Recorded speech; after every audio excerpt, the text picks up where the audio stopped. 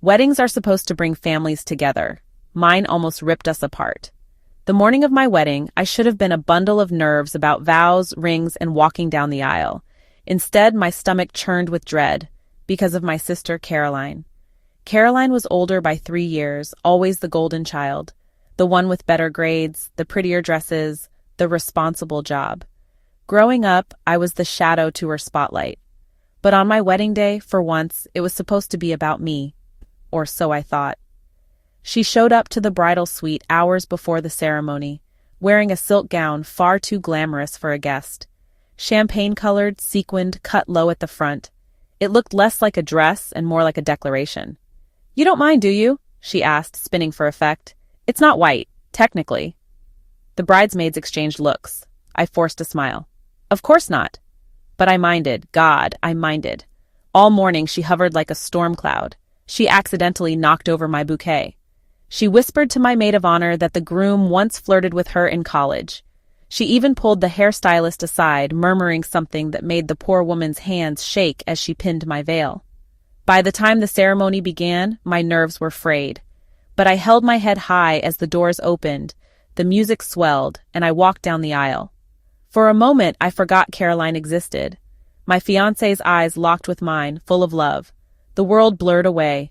Then I saw her, standing in the second row, angled just right so she'd be in every photographer's shot, smiling sweetly, but her eyes gleamed with malice. The vows went smoothly, but as the officiant asked if anyone had reason to object, Caroline shifted in her seat. My breath caught. Would she? Would she actually try to destroy me here in front of everyone? Her lips parted. My heart hammered. But then she closed them, smirking as if to say, "Not yet." The ceremony ended. We were pronounced husband and wife. Cheers erupted, and all the while Caroline clapped daintily, her grin cutting me like glass. I knew then that she was planning something bigger, something worse. And I decided, if she wanted a performance, she'd get one. But it would end on my terms. Because my final toast wasn't going to be about love or gratitude. It was going to be about Caroline. And when I was done, her smirk would vanish. The reception hall sparkled with fairy lights and golden centerpieces, but all I could focus on was Caroline gliding between tables in that champagne dress like a predator hunting prey. Daniel spun me around during our first dance, whispering how beautiful I looked, how happy he was. But over his shoulder, I watched Caroline lean close to our elderly neighbor, Mrs. Patterson, her mouth moving with urgent whispers. "Are you okay?" Daniel asked, studying my face. "You seem tense." I forced my brightest smile. Just overwhelmed. Everything so perfect. Perfect. What a joke. After our dance, I mingled with guests, accepting congratulations and warm embraces. But Caroline's voice carried like poison through the air. I caught fragments as she moved through the crowd, always just loud enough for nearby tables to hear. "Always been the dramatic one. Rushed into this whole thing, don't you think? Not sure she really understands what marriage involves." My chest tightened with each overheard snippet. How long had she been planning this character assassination? The casual cruelty in her tone made my skin crawl. She was systematically poisoning my guests against me, one conversation at a time. I drifted closer to where Caroline stood with Mrs. Patterson, who had known us since we were children. Caroline's arm was draped around her shoulders with false intimacy, her voice dripping with fake concern. "I just worry about her, you know. She's always been so impulsive. Remember when she quit her job to follow that boy to California? Or when she adopted 3 cats in one weekend?" Mrs. Patterson nodded slowly, uncertainty creeping across her wrinkled features. Those stories were private moments Caroline had twisted into weapons of character assassination. "I mean, I love my sister dearly," Caroline continued, "but marriage is such a serious commitment. I'm not sure she understands what she's gotten herself into." My hands clenched into fists. I was about to march over and confront her when Caroline leaned even closer to Mrs. Patterson, dropping her voice to what she probably thought was a whisper. "Between you and me, I think I could have made Daniel happier. We had such a connection in college. Sometimes I wonder, maybe I should have been the one marrying him instead." The words hit me like ice water. My vision blurred at the edges, and for a moment I thought I might be sick right there on the dance floor. Mrs. Patterson looked deeply uncomfortable, taking a step back. "Oh dear, I think I need some fresh air." Caroline's smile never wavered as the older woman hurried away, but I saw satisfaction flicker in her eyes. She was enjoying this destruction. I turned away before she could spot me, my mind racing. How many other guests had she fed this poison to? But as the shock began to wear off, something else took its place, something cold and calculating. Caroline wanted to play games. She had no idea what she'd just unleashed. The next hour felt like surviving a battlefield where only I could see the enemy. Caroline moved with surgical precision, striking at every detail I'd spent months perfecting.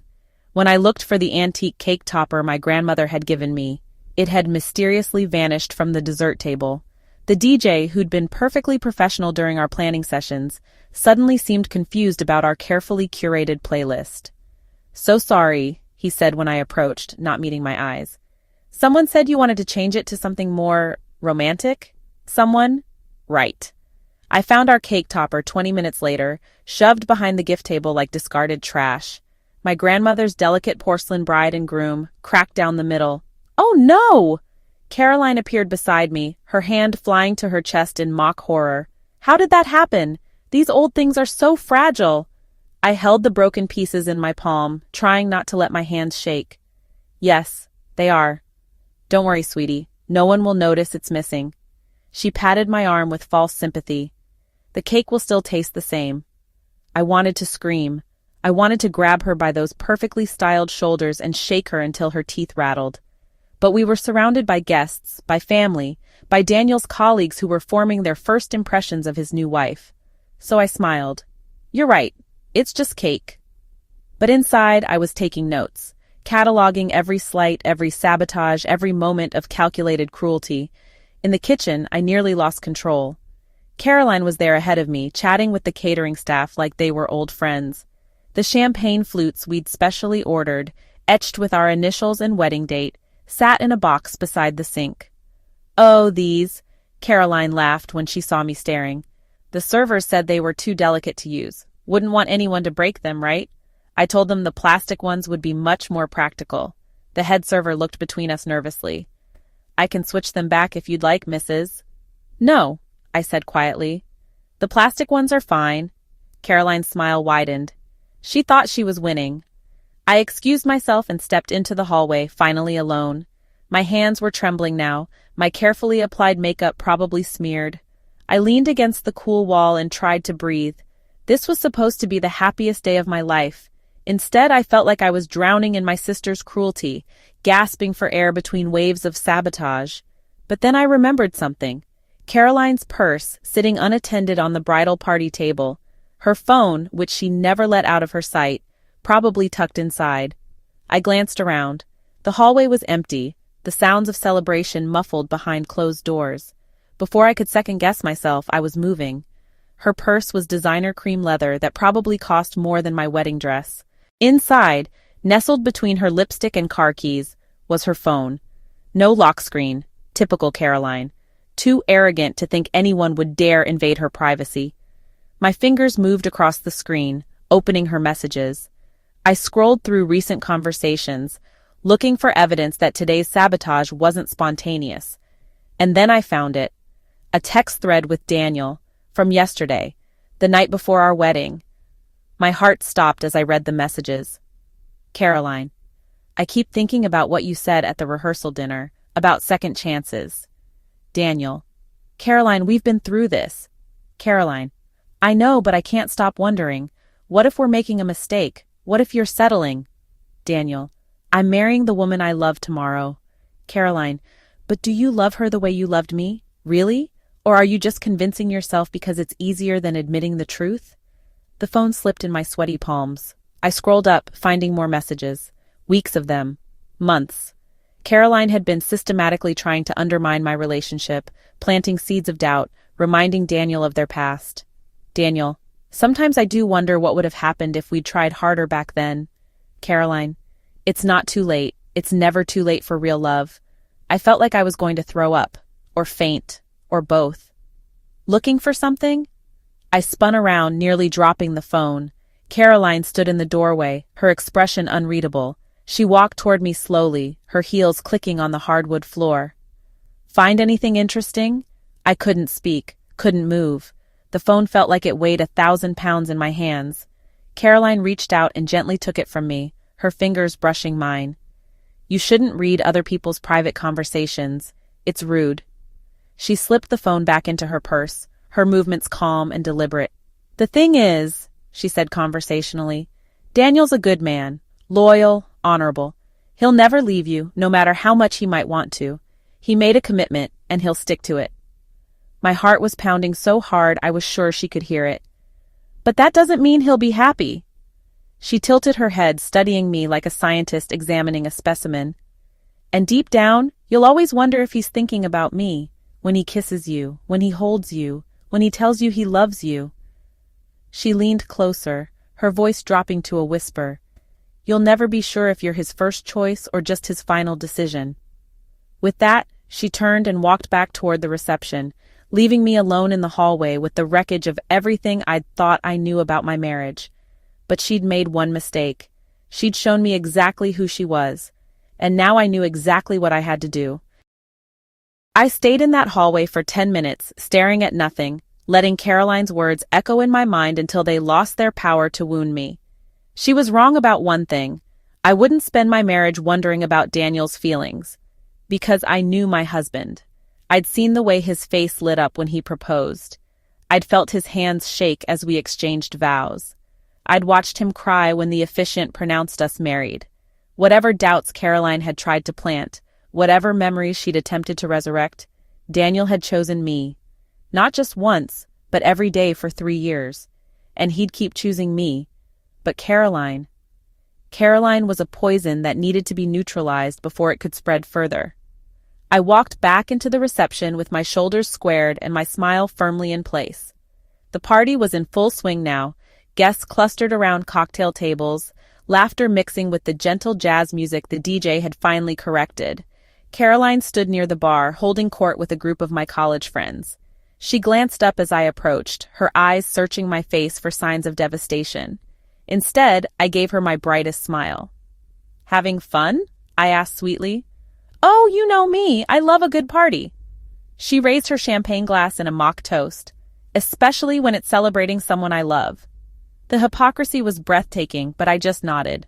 I'm so glad you're here. It wouldn't be the same without family. Something flickered across her features. Uncertainty, maybe. She'd expected me to be broken by now, to confront her or collapse or run away crying. Instead, I was standing there acting like nothing had happened. Are you feeling all right? She asked. You look a little pale.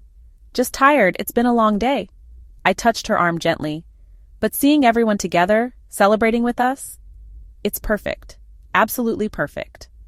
I excused myself and made my rounds, chatting with guests, dancing with Daniel's father, posing for photos with my bridesmaids. All the while, I felt Caroline's eyes on me, trying to figure out what had changed.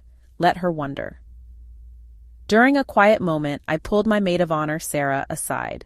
We'd been best friends since high school, and she knew me well enough to read the determination behind my calm facade. I need you to do me a favor, I said quietly. Anything. What's wrong? When I give the toast later, I'm going to need you to bring me a small box from my purse. It's in the bridal suite. Can you do that? Sarah frowned. What kind of box? You'll know it when you see it. And Sarah? I squeezed her hand. When I nod at you during the toast, that's your cue. Don't hesitate, okay? This sounds ominous. What are you planning? I glanced across the room where Caroline was now talking to Daniel's mother, her head tilted in that concerned sister pose she'd perfected. Justice. Sarah followed my gaze and understanding dawned. She's been causing trouble all day, hasn't she? More than you know, but it ends tonight. Are you sure about this, whatever you're planning? I thought about the broken cake topper, the missing champagne flutes, the poisonous whispers, the text messages.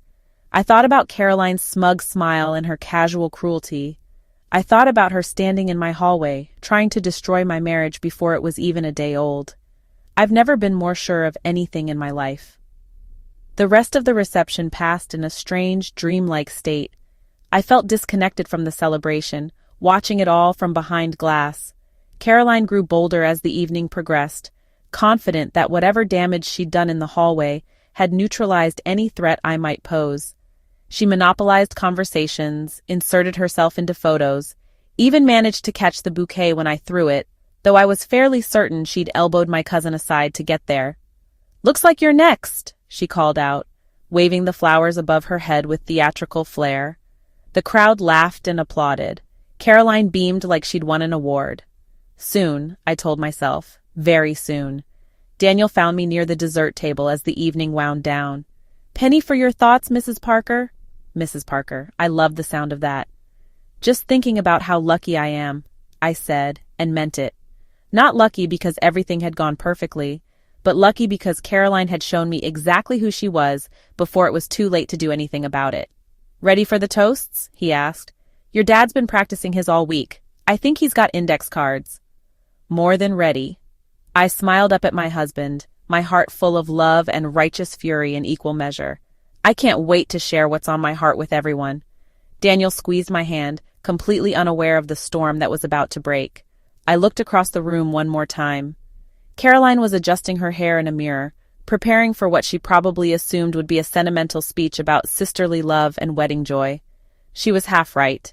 It would definitely be memorable. The lights dimmed slightly as Daniel's best man called for attention. Conversations faded to whispers, then to silence. Glasses clinked as guests prepared for the traditional toasts. My father went first, his prepared index card shaking slightly in his hands. He talked about watching me grow up, about the first time he met Daniel, about the joy of seeing his little girl find her perfect match. His voice cracked during the emotional parts, and I felt my own throat tighten with genuine emotion. Daniel's mother followed, welcoming me to their family with words so warm and heartfelt that several people dabbed at their eyes with napkins. Then it was my turn. I stood slowly, accepting the microphone with steady hands. Around me, faces turned expectantly. Family members I'd known my whole life. Friends who'd traveled across the country to be here. Daniel's colleagues and extended relatives, still learning who I was.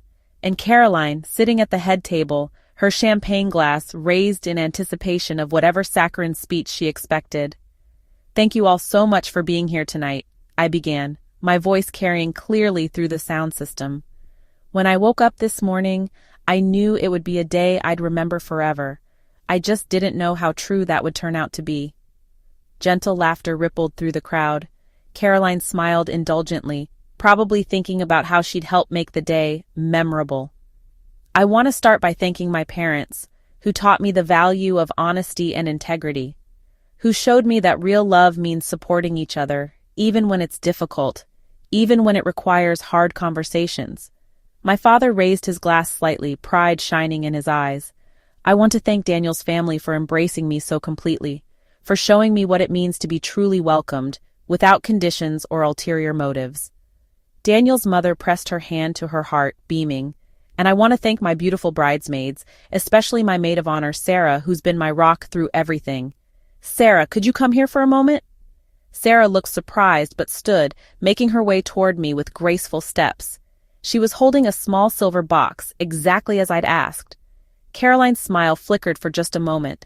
Something in her expression shifted, like a predator suddenly sensing danger. "Sarah has something for me," I continued, accepting the box. "Something I think you'll all find very interesting." The room was completely quiet now.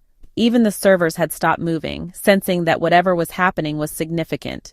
I opened the box slowly, deliberately. Inside, nestled in tissue paper, were printed screenshots and photos I'd compiled over the past hour, while everyone thought I was freshening up. "You know," I said, my voice still warm and conversational, "I've always believed that weddings reveal people's true characters. The stress, the emotion, the big feelings, they strip away pretenses and show us who we really are." Caroline's hand tightened on her champagne flute. Her smile was becoming strained. "Today has been absolutely illuminating in that regard. I've learned so much about the people in my life, about who celebrates my happiness and who sees it as a threat to be eliminated." Murmurs started around the room. Guests exchanged glances, sensing the shift in tone but not yet understanding its direction.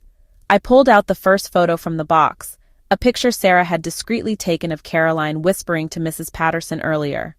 "I want to give special thanks to my sister Caroline, who has made today unforgettable, though perhaps not in the way she intended. Caroline went very still. Her face had drained of color, but her smile remained frozen in place. Caroline has been so attentive today, so concerned about my happiness. She spent the entire reception sharing her thoughts about my marriage with anyone who would listen. The murmurs grew louder. Several people turned to look at Caroline, who was staring at me with growing horror. She's been worried, you see, that I might not really understand what marriage means, that I'm too impulsive, too naive, too unsuitable for someone as wonderful as Daniel. I pulled out another photo of Caroline near the DJ booth, clearly an animated conversation. She's been so helpful with the wedding details too, making sure our music was changed to something more appropriate, ensuring our special champagne flutes were safely put away where they couldn't be enjoyed, even relocating our family heirloom cake topper to a secure location behind the gift table. Several gasps echoed through the room. Daniel was staring at me with his mouth slightly open, finally understanding what had been happening under his nose all day.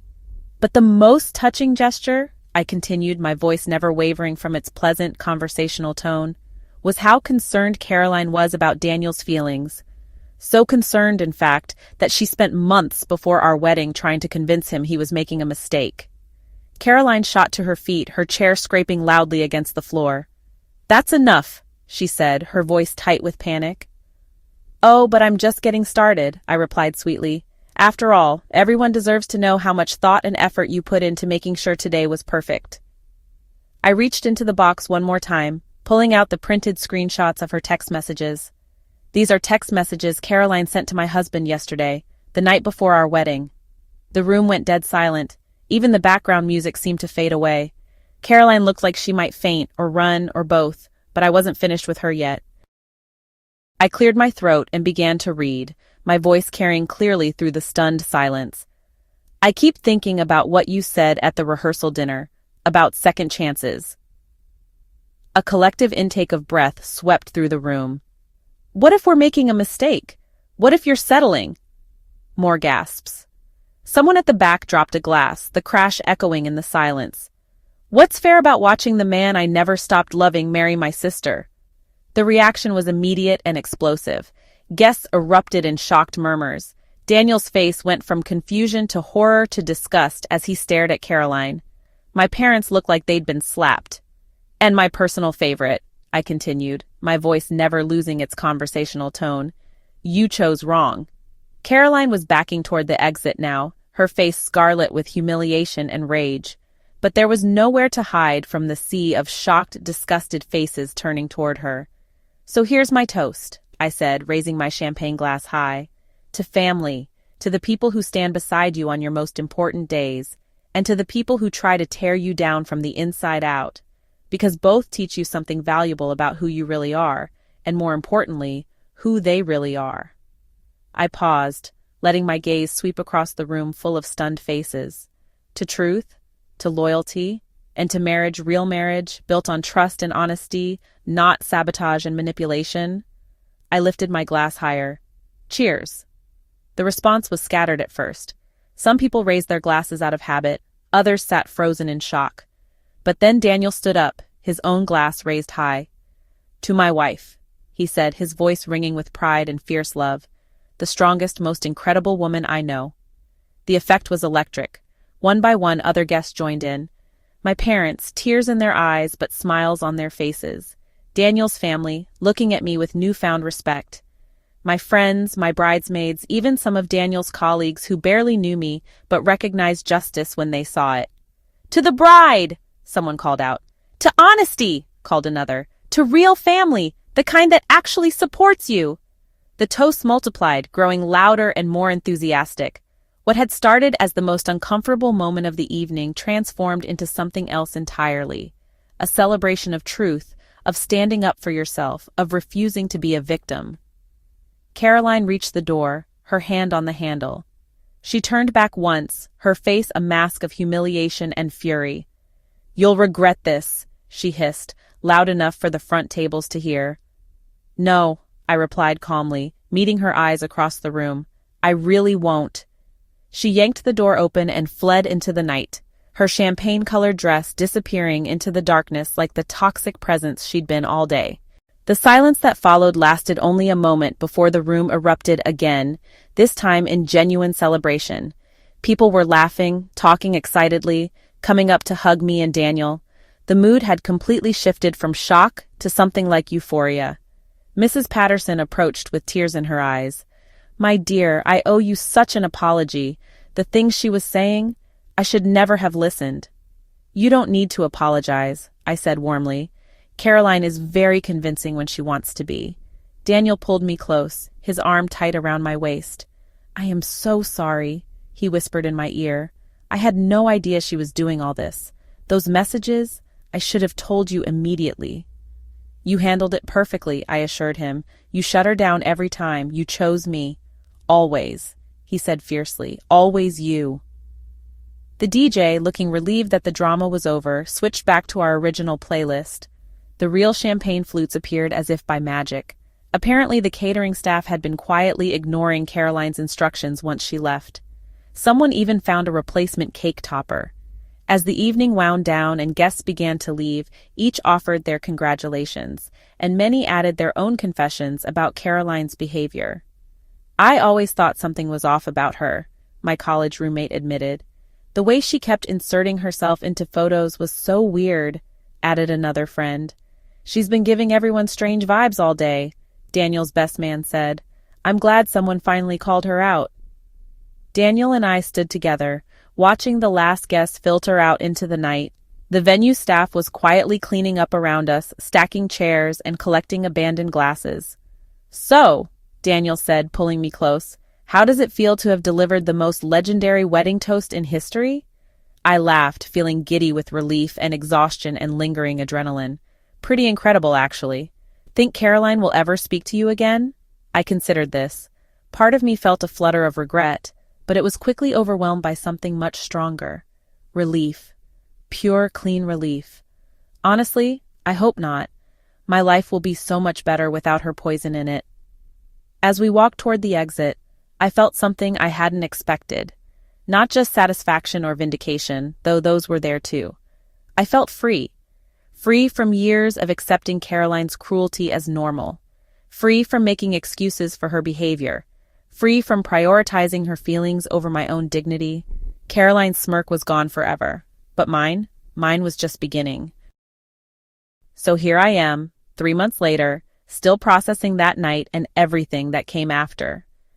Daniel and I are happier than ever. Caroline's sabotage attempt actually brought us closer together.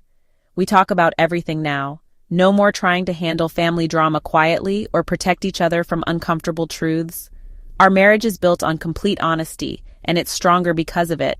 As for Caroline, radio silent since that night. No apology, no explanation, no attempt to make amends. I'm okay with that. Not everyone will choose to see the truth, even when it's presented clearly. But here's what I know for certain. I made the right choice that night.